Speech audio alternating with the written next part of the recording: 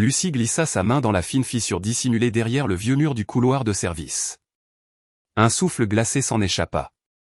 Elle hésita, puis laissa ses doigts explorer la pierre poussiéreuse, cherchant ce qu'elle avait entendu quelques heures plus tôt, un murmure, un gémissement presque inaudible.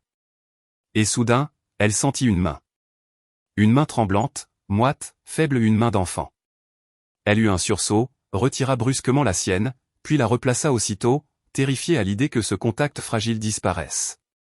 Dans cette maison immense, le silence avait toujours été une loi. Un silence lourd, tissé de secrets et de peur. Les pas réguliers de Vivian résonnaient sur le marbre, précis, méthodiques, comme ceux d'une reine contrôlant son royaume.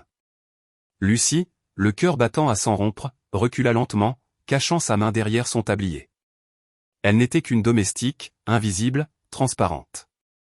Mais aujourd'hui, quelque chose avait changé. Elle savait.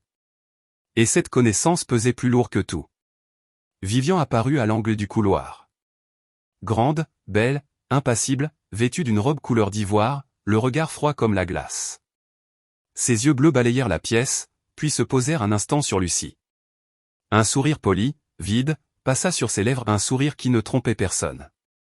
Lucie inclina la tête, baissa les yeux, fit semblant de nettoyer une tache imaginaire au sol. Derrière ce mur, Julian, le fils d'Alfonso et Vivian, agonisait.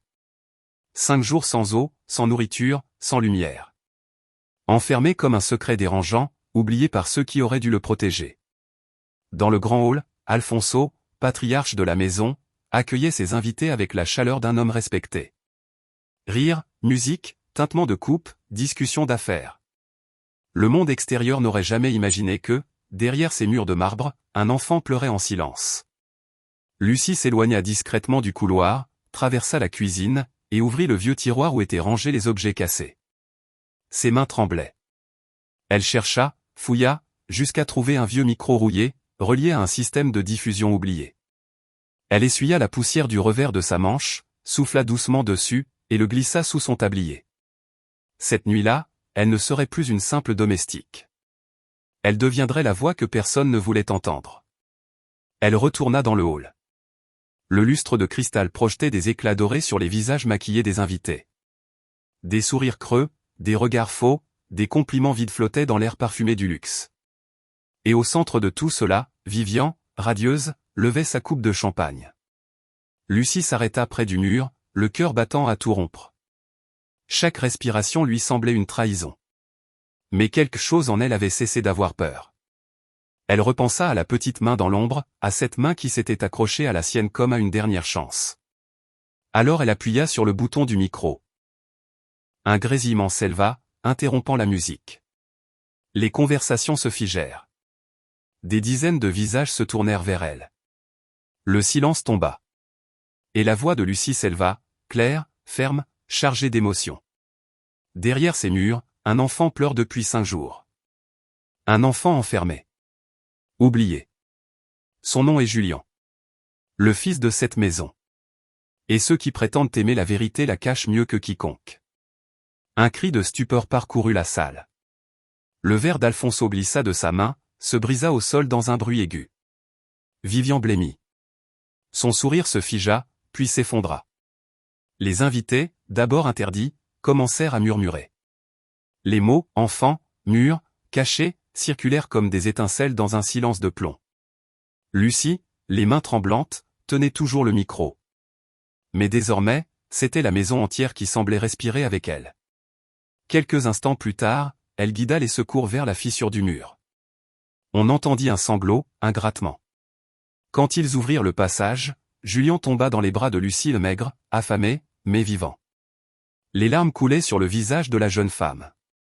Elle le serra contre elle, sentant son souffle fragile revenir peu à peu. Pour la première fois depuis des années, la maison avait cessé d'être un lieu de peur. Les sirènes hurlèrent au dehors. Vivian fut arrêté sous les regards des convives pétrifiés. Alfonso resta immobile, incapable de prononcer un mot, les yeux perdus dans le vide. Et Lucie, simple fille de ménage, devint ce soir-là une héroïne. Pas une héroïne de conte ou une héroïne de vérité. Quand tout fut terminé, elle resta seule dans le hall. Le silence, cette fois, n'avait plus rien d'effrayant. Il était doux, presque apaisant. Elle marcha sur le marbre, lentement, libre. Ce sol qu'elle frottait chaque jour sans lever la tête était désormais le témoin de son courage. Puis elle entendit une voix faible, celle de Julian, qui murmurait. « Merci. Lucie. » Elle ferma les yeux, les larmes aux joues. Elle sut à cet instant que le véritable pouvoir ne se trouvait ni dans la richesse ni dans les apparences, mais dans le courage de tendre la main, d'écouter un cri étouffé, et de ne pas détourner le regard. Quelle histoire incroyable! Si vous aussi, vous croyez que le courage ne dépend pas du statut, mais du cœur. Laissez un commentaire pour dire d'où vous regardez cette vidéo. Cliquez sur j'aime, abonnez-vous à la chaîne. Et restez avec nous pour d'autres récits aussi puissants et humains.